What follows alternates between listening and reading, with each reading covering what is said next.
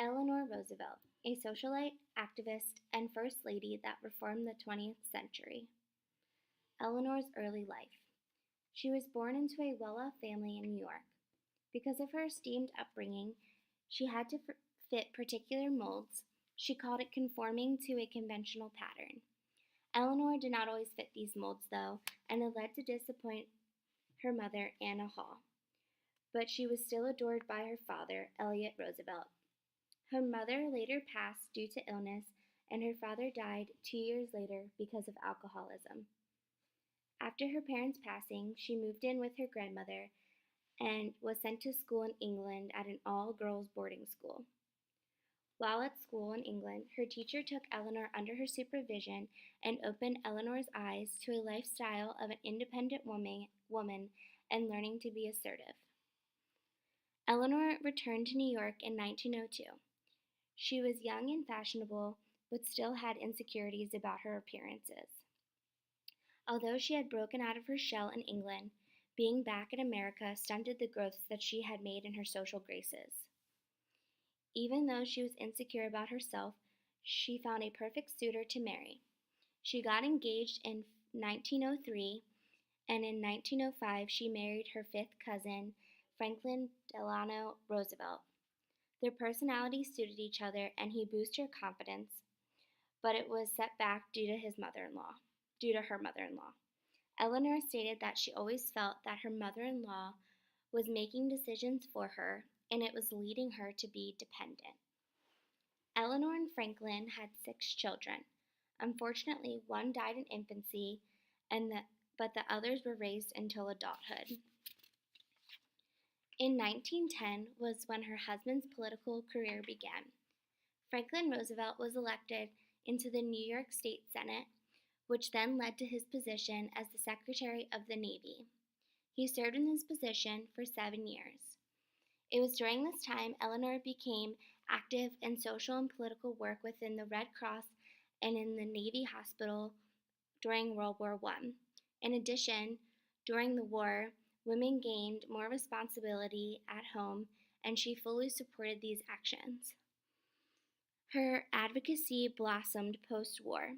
She became a strong activist for women and joined associations such as the National Consumers League and the Women's Trade Union League. A minor setback occurred when Franklin was diagnosed with polio in 1921, and Eleanor urged him to stay in politics. Franklin was elected governor and then president in 1933 amidst the Great Depression. Stepping into the role as the First Lady was difficult for Eleanor because she did not want it to ruin the societal and political accomplishment she had made. But as the role of First Lady, she revolutionized it from being a hostess to an active participant in her husband's administration. The enactment of the New Deal by Franklin led Eleanor to travel across the United States to see what other facilities and administrations needed continual rehabilitation.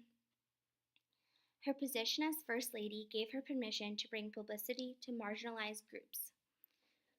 She became an early activist of civil rights for African Americans as well as for women, American workers, the poor, and young people. She actively supported anti-lynching campaigns and fought for fair housing for minorities. She encouraged the arts and any government programs that funded them. She was able to persuade her husband to place more women in federal positions and enforce that women be allowed to attend press conferences at the White House. In order to spread her wide range and political views to millions of Americans, she wrote in a newspaper column for almost 30 years called My Day. The Roosevelts were one of the most prestigious political partnerships in history and can be compared to that of the Obamas. During the early life of their marriage, Franklin had an affair. They were able to carry through life with strong societal and political achievements, though. The affair actually allowed Eleanor to become more independent and use her talents and stature. After her husband's death in 1945, Harry Truman elected Eleanor to head the United Nations Human Rights Commission, and a couple years later, she drafted the Declaration of Women's Rights. She also served on many boards of organizations including the NAACP and the Advisory Council of the Peace Corps. Even post-war and throughout the rest of her life, she remained a strong Democratic figure in politics. Through her lifetime, Eleanor Roosevelt completed 27 books and over 8,000 newspaper columns. She established and revolutionized the United States through her work as an activist, political involvement, and her never-ending pursuit to end the marginalized gap in America.